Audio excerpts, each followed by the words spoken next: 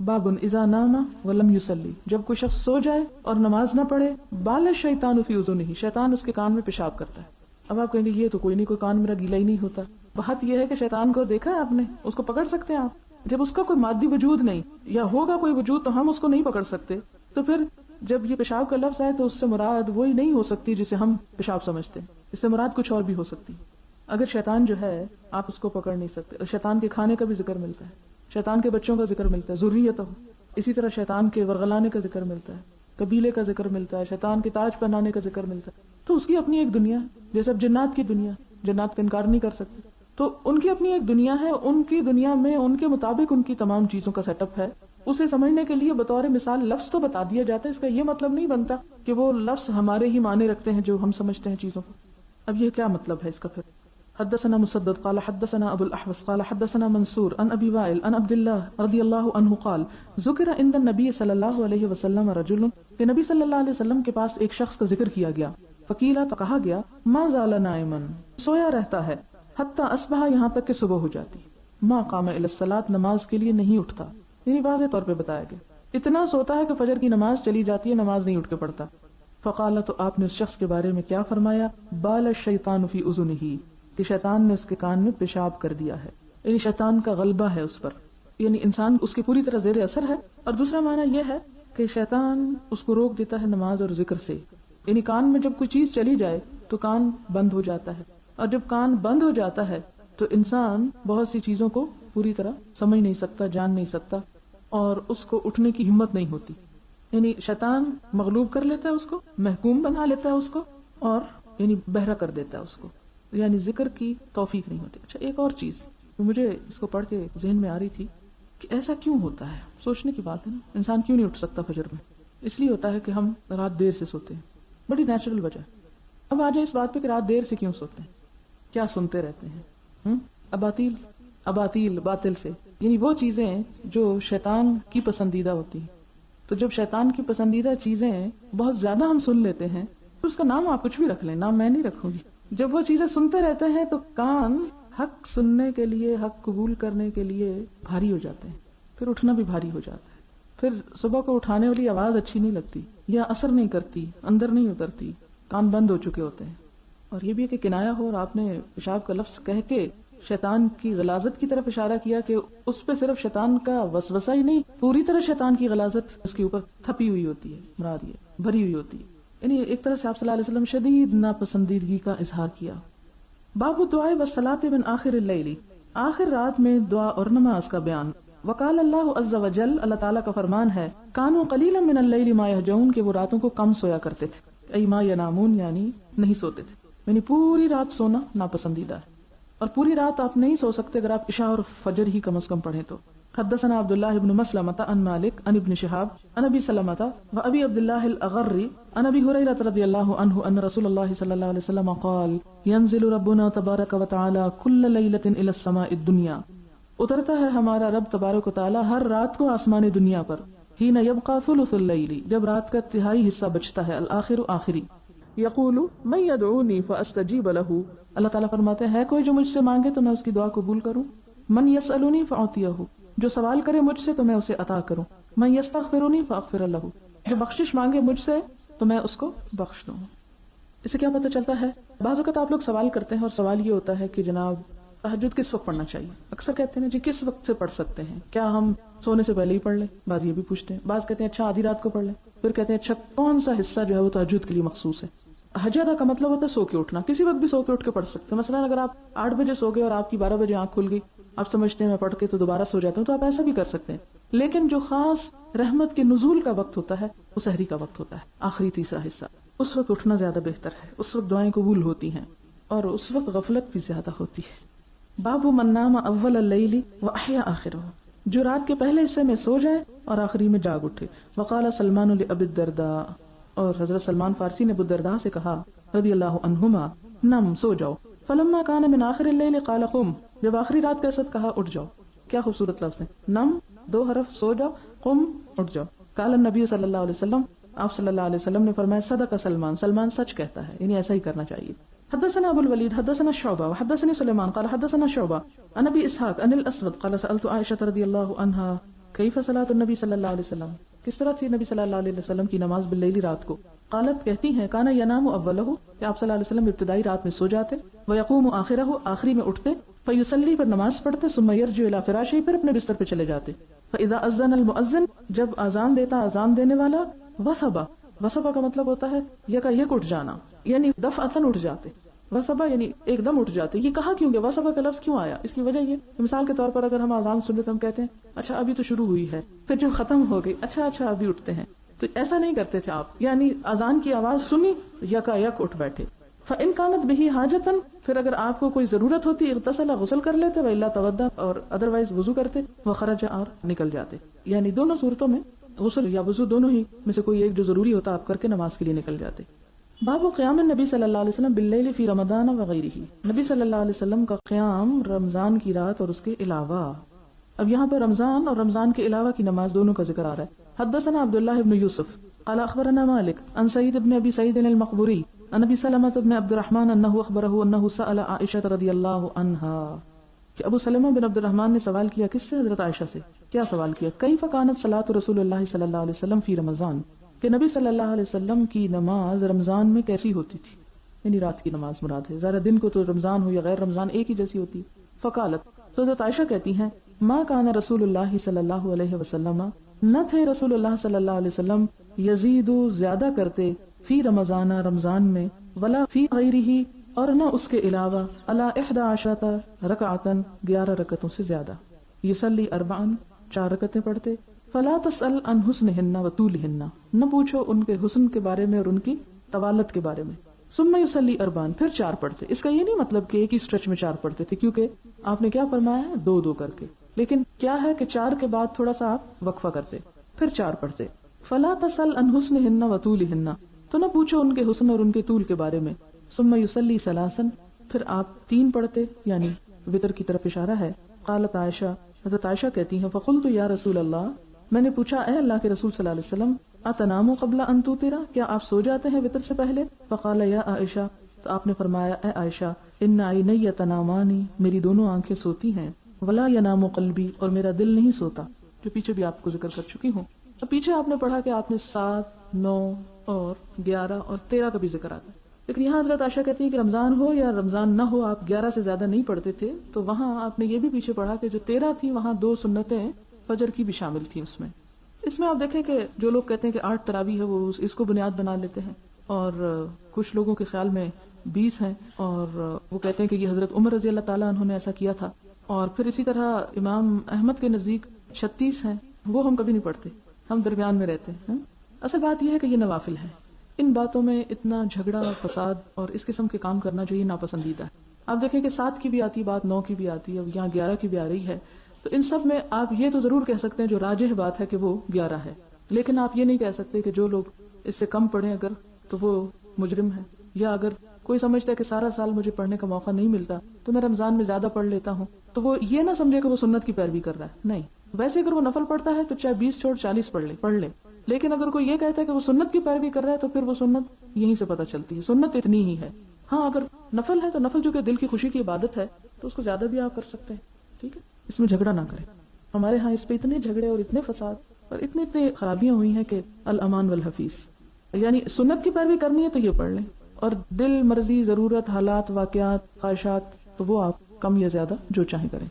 حدثنا محمد بن المثنى قال حدثنا يحيى بن سعيد عن هشام قال اخبرني ابي عن عائشة رضی اللہ عنہا قالت ما رأيت النبي صلی اللہ علیہ وسلم، میں نے نہیں دیکھا نبی صلی اللہ علیہ وسلم کو، يقرأ في شيء من صلاة الليل جالسا، کہ آپ رات کی نماز میں بیٹھ کے کچھ پڑھتے، حتى اذا كبر، یہاں تک کہ جب آپ کی عمر زیادہ ہو گئی، قرأ جالسا، بیٹھ کے پڑھتے، فاذا بقي عليه من السورة، اور جب باقی ہوتا سورت میں سے 30 اور 42 آیتن، 30 یا 40 آیتیں، قاما، کھڑے ہو جاتے، فقرأہن، تو ان کو پڑھتے، ثم رکع، پھر رکوع کر لیتے۔ یہ پیچھے بھی گزر چکی۔ سوال ہے کہ کیا نفل بیٹھ کر پڑھنا جائز ہے؟ جی ہاں، پڑھ سکتے ہیں، لیکن آدھا ثواب ہوتا ہے، یعنی اگر مثال کے طور پر ایک نماز کے ہم 100 نمبر رکھیں تو بیٹھ کر پڑھنے سے 50 نمبر ملیں گے۔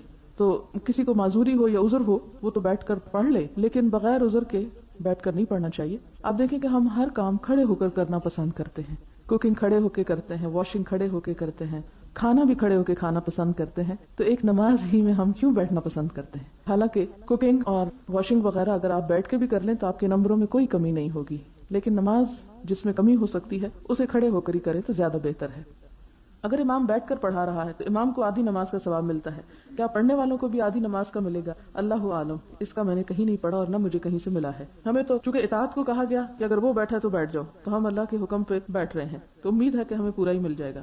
آپ سے پوچھنا تھا کہ اگر سجدہ رکوع لمبا کیا جائے اور کوئی دوسری دعا نہ ہو، صرف سبحان ربی العظیم اور ربی الاعلیٰ ہی پڑھا جائے، کیا پھر بھی طاق اعداد کا لحاظ رکھا جائے گا؟ مثلاً اگر 7 منٹ کا سجدہ کیا تو اگر اعداد گننا شروع کر دیں تو خشوع و خضوع میں فرق پڑ جائے گا۔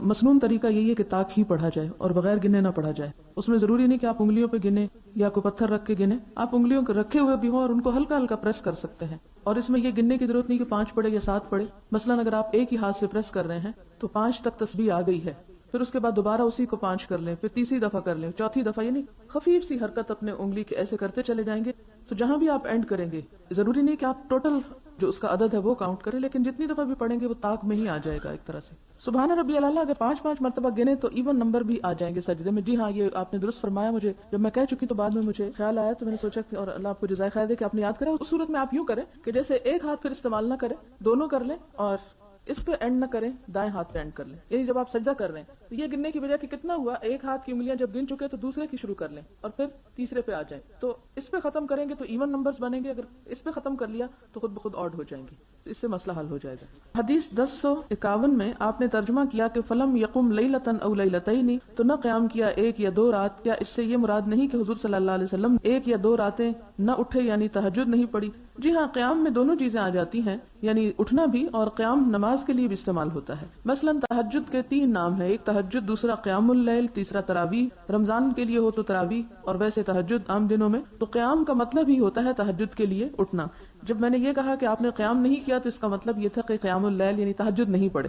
حدیث 1059 میں رات کو آپ فرمانے لگے، آج کی رات کیا کیا بلائیں اتری، کیا کیا رحمتیں اتری، اور حجرے والیوں کو کون جگاتا ہے؟ وہ کون سی رات تھی؟ اس دن رحمت اور بلاؤں کا کیوں خاص ذکر کیا؟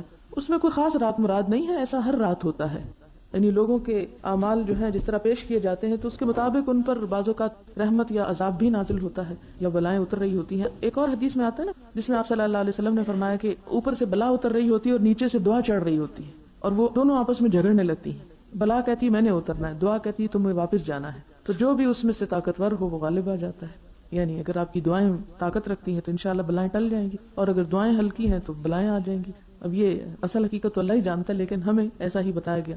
ہمارے پاس نماز کے اوقات کا چارٹ ہے جس سے پتہ چلتا ہے کہ نماز کا وقت کب شروع ہوتا ہے۔ آپ سے پوچھنا یہ ہے کہ اس چارٹ میں انتہائی سحر اذان فجر سے 15 یا 20 منٹ پہلے ہے۔ روزہ رکھتے ہوئے ہم انتہائی سحر کے وقت کو دیکھیں گے یا اذان کے وقت کو؟ کیونکہ ہمارے ہاں سحری فجر کی اذان ہونے تک کھائی جاتی ہے۔ رمضان میں جو اذان دی جاتی ہے وہ بر وقت ہی ہوتی ہے، اور اس میں آپ اذان تک سحری کھا سکتے ہیں، لیکن آخری اذان تک نہیں۔ سوال ہے کہ آپ صلی اللہ علیہ وسلم ہمیشہ صحابہ کرام کو یہ تلقین کرتے تھے کہ نماز میں قرات ہلکی پڑھایا کرو، مگر باب 723 میں ہم دیکھتے ہیں کہ آپ نے بہت لمبی قرات کی، اس کی کیا کوئی خاص وجہ تھی؟ جی ہاں، اگر اس باب کو آپ غور سے دیکھتی تو اسی میں وجہ معلوم ہو جاتی کہ یہ تہجد کی نماز تھی، اور تہجد کی نماز چونکہ عموماً وہ تنہا ہی آپ ادا کرتے تھے، اس لیے بہت طویل قرات اور طویل سجدے اور طویل رکوع ہوا کرتے تھے۔ اگلا سوال ہے، اگر تہجد پڑھنا چاہے اور قیام بھی طویل کرنا چاہے مگر قرآن حفظ نہ ہو تو کیا ایسی صورت میں قرآن سے دیکھ کر پڑھ سکتے ہیں؟ آپ کو پھر یاد کراتی ہوں حضرت ذکوان کی روایت، جو حضرت عائشہ کے غلام تھے، حضرت عائشہ ان کی امامت میں نماز پڑھتی تھی جبکہ ذکوان مصحف کو دیکھ کے قرآن پڑھ رہے ہوتے تھے، تو ایسا کرنے کی اجازت ہے۔ اگلا سوال ہے، نماز تراویح میں گھر والوں کے ساتھ مل کر پڑھیں تو کیا امامت کرانے والی عورت قرآن سے دیکھ کر پڑھ سکتی ہے؟ جی ہاں، پھر ذکوان ہی کی روایت کو یاد کریں کہ وہ امامت ہی کرا رہے تھے جب قرآن کو کھول کے پڑھ رہے تھے۔ اس کے بعد ہے، رمضان میں جماعت کے ساتھ تراویح پڑھنے کے بعد اگر ہم سحری سے پہلے 11 رکعتیں تہجد کی پڑھ لیں اور ان 11 رکعتوں کی نیت سنت کی پیروی ہو تو یہ ٹھیک ہے؟ آپ دیکھیں کہ پہلے بھی میں نے جیسے عرض کیا، تہجد، تراویح، قیام اللیل، یہ تینوں ایک ہی نماز کے نام ہیں۔ رمضان میں یہ سونے سے پہلے پڑھ لی جاتی ہے، اور غیر رمضان میں یہ سو کے اٹھ کے پڑھی جاتی ہے، تو اس کو تہجد بولتے ہیں۔ حجدہ کا مطلب ہوتا ہے سو کے اٹھنا، اور تہجد وہ نماز جو سونے کے بعد اٹھ کر پڑھی جائے۔ قیام اللیل کا مطلب ہوتا ہے وہ نماز جو رات کو طویل قیام کے ساتھ پڑھی جائے، اور اسی طرح اس کو جب تراویح کہا گیا تو وہ کیا ہے، یعنی رات کے ابتدائی حصے میں ہی پڑھ کے پھر اس کو سو جایا جائے۔ اب آپ اگر رات کے پہلے حصے میں پڑھ رہی ہیں کچھ، تو آپ اس کو جسٹ سمپل نفل کی نیت سے پڑھ لیں کہ عام دنوں میں نہیں موقع ملتا تو اب اور آپ سمجھتے ہیں کہ آپ نے صبح اٹھ کے ضرور پڑھنی ہے تو اس میں پھر آپ اس کی نیت کر لیں تو ایسا ہو سکتا ہے. لیکن اصل چیز یہ ہے کہ اللہ تعالیٰ نے ہمیں اتنی مشقتوں میں نہیں ڈالا, آپ بھی اپنے آپ کو بہت مشقت میں نہ ڈالیں. لہٰذا اگر آپ صبح اٹھ کے کچھ نفل پڑھنا ہی چاہتے ہیں تو 2-4 پڑھ لیں, یہ نہ ہو گھر والے کھانے کے انتظار میں بیٹھے ہوں اور آپ نفل پہ نفل پڑھ رہے ہیں. تہجد کے نفل اس طریقے سے پڑھے جا سکتے ہیں. پہلی رکعت میں الحمدللہ کے بعد 7 دفعہ سورہ اخلاص اور دوسری رکعت میں الحمدللہ کے بعد 11 دفعہ سورہ اخلاص. یہ چیز مسنون نہیں ہے, آپ صلی اللہ علیہ وسلم نے ایسا نہیں کیا اور نہ ہمیں کرنے کو کہا ہے. اس لیے اس طرح کی چیزیں اختیار کرنا دین میں نئے نئے طریقے نکالنے میں شامل ہو جاتا ہے. ایک بات کلیئر کرنا چاہتی ہوں کہ میرے مشاہدے میں تو یہی آیا ہے کہ 20 رکعت تراویح پڑھنے والے بہت تیز تیز رکوع اور سجدے کرتے ہیں, محسوس ہوتا ہے گویا حق ادا نہیں کیا. اور 8 رکعت تراویح پڑھنے والوں کا قیام حضور صلی اللہ علیہ وسلم کے قیام کے مشابہ ہوتا ہے, یعنی لمبا قیام ہوتا ہے. اگرچہ 20 والے بھی ایک دن میں اتنا ہی پڑھتے ہیں جتنا 8 والے پڑھتے ہیں, تو کیا یہ بہتر نہیں کہ ہم تسلی سے 8 رکعت تراویح ادا کریں, ان کا حق بھی ادا کریں؟ یہ تو اب آپ کو خود فیصلہ کرنا چاہیے, اس لیے کہ میں نے بات تو بالکل واضح کر دی کہ آپ صلی اللہ علیہ وسلم سے 20 ثابت نہیں ہے. سنت اتنا ہی ہے 11 رکعت میکسیمم, جس میں 8 رکعتیں نفل اور 3 وتر آتے ہیں. باقی یہ کہ چونکہ نفل ہے اس لیے اگر کوئی اس سے زیادہ پڑھتا ہے یا کم پڑھتا ہے تو اس پر کوئی جرم نہیں. لیکن اگر آپ تسلی کے ساتھ اور سنت کے اتباع میں پڑھنا چاہتے ہیں تو اس میں پھر ظاہر ثواب بھی اور قیام بھی زیادہ ہو جائے گا. ایکچولی بات تو یہاں درست ہے اور آپ نے خود بھی اپنی آنکھوں سے پڑھ کے سب کچھ دیکھ لیا. مشکل یہ ہے کہ ہمارے ہاں خصوصاً یہ بر صغیر میں ان باتوں کو اتنا بڑا ایشو بنا لیا گیا. یعنی اگر آپ کسی عرب ملک میں جا کے یہ بات کریں تو وہ کہیں گے یہ کیا بات کر رہے ہو کہ تراویح 20 ہے یا 8 ہے, اور اس پہ اتنا لڑائی جھگڑا اور فساد اور مسجدیں الگ اور ایک دوسرے پہ کفر کے فتوے اور فسق اور بدعت اور معلوم نہیں کہاں کہاں تک باتیں جا پہنچائیں, اور بہت جذباتیت برتی گئی ہے. اب اگر کوئی بھی شخص 8 پڑھتا ہے تو دوسرے اس کو مجرم کی نظر سے دیکھنے لگتے ہیں کہ اس نے کوئی جرم کیا ہے, اور اتنا تکرار ہوتا ہے. حالانکہ آپ کسی بھی صحیح حدیث سے 20 ثابت نہیں کر سکتے, لیکن یہ کہ اگر کوئی 20 پڑھتا ہے تو نفل پڑھ رہا ہے, نفل کی نیت سے وہ 40 بھی پڑھ لے, آپ اس کو بھی برا نہیں کہیں. لیکن اگر کوئی یہ کہہ رہا ہے کہ میں 20 سنت کی نیت سے پڑھ رہا ہوں تو وہ سنت رسول صلی اللہ علیہ وسلم فالو نہیں کر رہا. ہاں یہ ہے کہ صحابہ کرام کے دور میں اگر حضرت عمر کے دور سے کوئی ایسی روایت ملتی ہے تو آپ دیکھیں کہ ابھی تک تو ہم یہی دیکھ رہے ہیں کہ اگر کوئی چیز آپ صلی اللہ علیہ وسلم سے ملتی ہے اور اس کے مقابلے میں کسی صحابی کا عمل ہے تو دونوں میں سے ہم ترجیح جو اپنے طور پر اپنی سمجھ کے مطابق دیں گے وہ حضور صلی اللہ علیہ وسلم کی بات ہی کو دیں گے. آگے آپ جو کرنا چاہیں, آپ خود عقل مند ہیں, خود سمجھدار ہیں, خود آپ کو فیصلہ کرنا چاہیے. لیکن ان چیزوں کو فساد کا سبب نہیں بنانا چاہیے, کیونکہ اس میں بہت بڑا احتمال ہے کہ یہاں سے اٹھ کے آپ جا کے لوگوں کو ڈانٹ ڈپٹ شروع کر دیں گے, کیوں 20 پڑھتے ہو, کیسے کرتے ہو, اور اس میں تشدد برتنا شروع کر دیں, اور پھر ساتھ ہی یہ بھی بات شروع ہو جائے کہ جی یہ وہابی ہو گئے ہیں اور معلوم نہیں کچھ اور ہو گئے ہیں. تو اگر آپ وہابی بننا چاہتے ہیں تو بن جائیں. لیکن مجھے تو آج تک سمجھ نہیں آئی کہ وہابی کا مطلب کیا ہوتا ہے, کیونکہ ہمیں اللہ تعالیٰ نے نہ تو وہابی بنایا ہے اور نہ ہی کوئی سنی بنایا ہے, نہ کچھ اور بنایا ہے. ہمیں تو ایک مسلمان بنایا ہے, اور ہمیں جو مسلمان بننے کے لیے کلمہ پڑھنا ہوتا ہے وہ ہے لا الہ الا اللہ محمد الرسول اللہ, کہ ایک طرف اللہ تعالیٰ کی بات اور دوسری طرف رسول اللہ صلی اللہ علیہ وسلم کی بات. تو سب سے پہلے ما آتاکم الرسول فخذوہ, جو رسول اللہ صلی اللہ علیہ وسلم تمہیں دیں اس کو لے لو, اور اگر اپنی عقل یا نفس یا خواہشات یا کسی بھی چیز کے خلاف جا رہے تو ہمیں لے لینا چاہیے. اور اگر ایک چیز آپ صلی اللہ علیہ وسلم دے رہے ہیں اور ایک چیز اس کے مقابلے میں خواہ وہ بڑی ہی کیوں نہ ہو کوئی اور دے رہا ہے, تو ہمیں کیا پسند کرنا چاہیے یہ مجھ سے نہیں پوچھیں, آپ اپنے دل سے پوچھیں. کیا امام جب تراویح پڑھائے تو پیچھے پارہ کھول کر پڑھ سکتے ہیں؟ بہتر ہے کہ خاموشی سے سنیں پڑھنے کی بجائے. اس کی وجہ یہ کہ قرآن پاک میں آتا ہے وَإِذَا قُرِئَ الْقُرْآنُ فَاسْتَمِعُوا لَهُ, جب قرآن پڑھا جا رہا ہو تو اسے غور سے سنو. تو غور سے سننے میں زیادہ ثواب ہے بنسبت اس کے کہ آپ کھول کے پڑھنا شروع کر دیں, کیونکہ امام بھی پڑھ رہے ہیں اور آپ بھی پڑھ رہے ہیں تو آپ پھر الگ ہی پڑھ لیں. اس کے ساتھ کھڑے ہونے کا مقصد یہ ہے کہ جب وہ پڑھ رہا ہو تو آپ سن رہے ہوں, کیونکہ اس طرح اپنا خشوع و خضوع بھی ٹوٹتا ہے اور جو ساتھ کھڑے ہوتے ہیں ان کو بھی ڈسٹربنس ہوتی ہے, کیونکہ ایک شخص ورقے پلٹ رہا ہے اور آگے پیچھے کر رہا ہے, تو اس سے ساری نماز کا لطف جو ہے دوسروں کی وہ خراب ہو جاتا ہے. اگر تراویح کی نماز شروع ہو جائے تو جس نے فرض نماز نہ پڑھی ہو تو کیا وہ پہلے ایک طرف ہو کر اپنی فرض نماز پڑھے اور بعد میں تراویح پڑھے؟ وہ تراویح کے پیچھے ہی اپنی فرض کی نیت کر لے, اور اس کے بعد یہ ہے کہ جب وہ سلام پھیر دے تو آپ کھڑے ہو کے اپنی 2 رکعتیں اور پڑھ لیں. ایسا کیا جا سکتا ہے. نماز تراویح اور نماز تہجد کی نیت کیا ہوگی؟ نفل نماز کی ہوگی, سنت غیر مؤکدہ ہے کیونکہ آپ سے ثابت ہے, لیکن آپ صلی اللہ علیہ وسلم نے چونکہ صرف 3 دن کیا, تاکید آپ کی ضرور ہے, لیکن یہ نماز نفل ہی کے درجے میں آتی ہے. اگر رمضان میں بھی تراویح پڑھی جاتی ہے تو تہجد کی نماز نہیں پڑھی جاتی, جبکہ سعودی عرب میں سنا تھا کہ وہاں رمضان شریف تراویح کے علاوہ تہجد کی نماز باجماعت ہوتی ہے. آخری میرے خیال میں عشرے میں وہ صلاۃ اللیل کرتے ہیں, تو اس میں آپ دیکھیں کہ سعودی عرب میں حرم میں تقریباً ساری رات ہی لوگ عمرے کے لیے طواف کے لیے پہنچ رہے ہوتے ہیں. پھر یہ بھی ممکن نہیں ہوتا کہ سارے لوگ ایک ہی وقت میں ایک ہی جگہ پر پڑھ سکیں, لہٰذا وہ مختلف وقتوں میں نمازیں ہوتی رہتی ہیں. جیسے ایک امام 10 تراویح پڑھا کے چلا جاتا ہے, پھر دوسرا 10 پڑھتا ہے, پھر اس کے بعد صلاۃ اللیل ہوتی ہے, تو رات کے پہلے حصے میں, دوسرے میں, آخری میں یہ نوافل جاری رہ سکتے ہیں. اس لیے وہاں کی جو سچویشن ہے اسے عام جگہوں پہ نہ اپلائی کریں. لیکن میں بارہا یہ بتا چکی ہوں کہ آپ نفل جتنے چاہیں پڑھ لیں, چاہے رات کے پہلے حصے میں پڑھیں، ساری رات پڑھیں، آخری حصے میں، لیکن اصل چیز وہی ہے جو حضور صلی اللہ علیہ وسلم کی سنت ہے. آپ سے کوئی سنت ایسی ثابت نہیں کہ آپ نے ساری رات نفل پڑھے ہوں، یا پہلی میں بھی پڑھے ہوں اور پچھلی میں بھی پڑھے ہوں، چونکہ آپ تو اعتدال کے ساتھ سارا سال ایسا کرتے تھے. اگر ہم ایسا نہیں کرتے تو کم از کم ہم اتنا کر لیں کہ سنت کو تو پورا کریں، یعنی آپ کے طریقے کو تو فالو کریں، لیکن اس کے علاوہ جو جس کی وسعت ہو. اگلا سوال ہے، مسجد میں تراویح نماز پڑھنے جائیں تو وہاں اگر 20 تراویح پڑھی جاتی تو کیا 8 تراویح پڑھ کر گھر آ سکتے ہیں؟ کیونکہ آخر میں انہوں نے لکھا ہے کہ 20 تراویح پڑھنے کی ہمت نہیں. جی ہاں، آ سکتے ہیں. کیا اس سے جماعت چھوڑنے کا گناہ تو نہیں ہوگا؟ جماعت فرض ہی نہیں آپ پر، تو چھوڑنے کا گناہ کیسے ہوگا؟ اگلا سوال ہے، اگر رمضان المبارک میں نماز تراویح 8 رکعتیں پڑھے اور نماز تہجد بھی پڑھے تو کیا ایسا کرنا درست ہے؟ کیا ان دونوں کی رکعتوں کی تعداد برابر ہوگی؟ اس میں پہلی بات تو یہ کہ دونوں اوقات میں نوافل پڑھ سکتے ہیں. ایک وقت میں آپ سنت کی پیروی کر کے پڑھیں، یا صبح یا یعنی اس سے پہلے، کیونکہ آپ صلی اللہ علیہ وسلم نے رمضان یا غیر رمضان میں 2 دفعہ الگ الگ نوافل نہیں پڑھے، ایک ہی وقت میں پڑھے. اس میں اول رات بھی آتا ہے، درمیان بھی آتا ہے، آخر بھی آتا ہے. تو اگر آپ تہجد پڑھتے ہیں تو تہجد کا مطلب ہوتا ہے سو کر اٹھ کر پڑھنا، اور اس وقت اگر آپ پڑھیں تو پھر رات کی جو پہلی تراویح آپ نے پڑھی وہ جو سمپل نفل کی نیت سے آپ پڑھ لیں، اور تہجد جو ہے وہ اسی سنت کی پیروی کے مطابق پھر اتنی رکعتیں اور اتنی تعداد میں آپ پڑھ سکتے ہیں.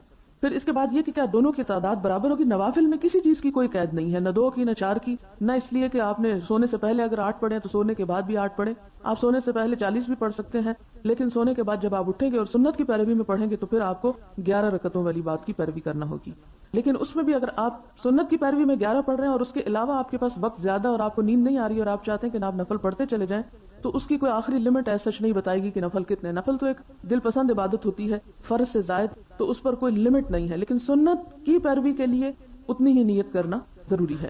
پھر اس کے بعد یہ ہے کہ اور اگر تراویح میں قیام لمبا کرے اور تہجد میں ہلکا کرے تو کیا ایسا کرنا درست ہوگا؟ آپ صلی اللہ علیہ وسلم تو تہجد ہی میں لمبا قیام کیا کرتے تھے، لہٰذا جو آپ کو سوٹ کرے. اگر آپ کی آنکھ تھوڑی دیر پہلے کھلی ہے تو آپ لمبے قیام میں زیادہ نہیں پڑھ سکیں گے. یہ کامن سینس کی باتیں ہوتی ہیں اور اس میں تھوڑی سی سمجھ سے آپ بہتر فیصلہ کر سکتے ہیں. اصل میں سوچنا یہ چاہیے کہ ہم ہر کام کیوں کر رہے ہیں، اس کے کرنے کا مقصد کیا ہے. اللہ تعالیٰ کی رضا ہو، اور آپ کو معلوم ہے کہ اللہ تعالیٰ کی رضا کن طریقوں سے حاصل ہوتی ہے. قل ان کنتم تحبون اللہ فاتبعونی یحببکم اللہ. ان سے کہہ دو کہ اگر تم اللہ سے محبت کرتے ہو، یعنی یہ چاہتے ہو کہ اللہ تم سے راضی ہو جائے اور تمہارے دل میں اس کی محبت ہے، تو کیا کرو؟ فاتبعونی، میرا اتباع کرو، حضور صلی اللہ علیہ وسلم کی پیروی کرو.